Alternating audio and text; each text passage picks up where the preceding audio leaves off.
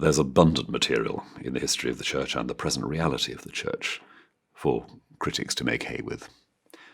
The Church has frequently been a powerful and ruthless political player. Leaders of the Church, in various ways, have used the sacred aura of their office to put themselves beyond criticism.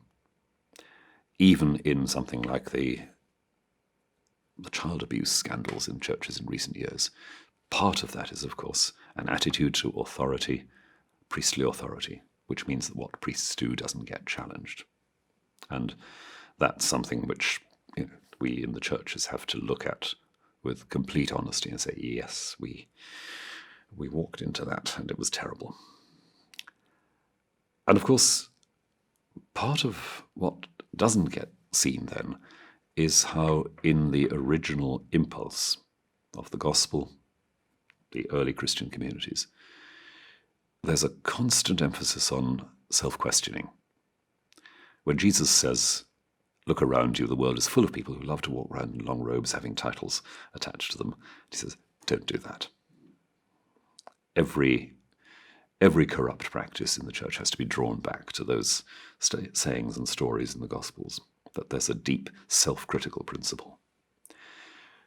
And I think that applies also with those areas where Christianity has been systematically oppressive of certain classes of people.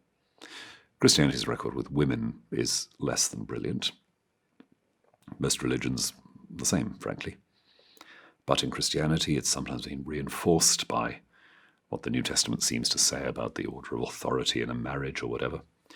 And yet there again, we have those stories of Jesus treating women on a completely equal footing with men. We have even St. Paul, who has a bad name here, saying, well, men and women belong to each other. There's not a one-way traffic here.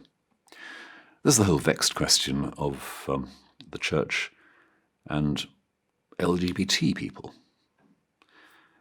The way in which the non-standard forms of human desire are treated with repulsion or, again, with violence, exclusionary violence.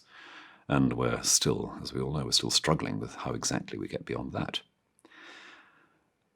And yet, when all's said and done, the loudest criticisms have often come from within the community of faith, not just from outside. And even those outside criticizing very often criticize the church for not being what it claims to be. In other words, they know that within the church there's some kind of principle, some edgy, self-critical urgency, which doesn't just let the church sit down with its evils, but makes it go on questioning.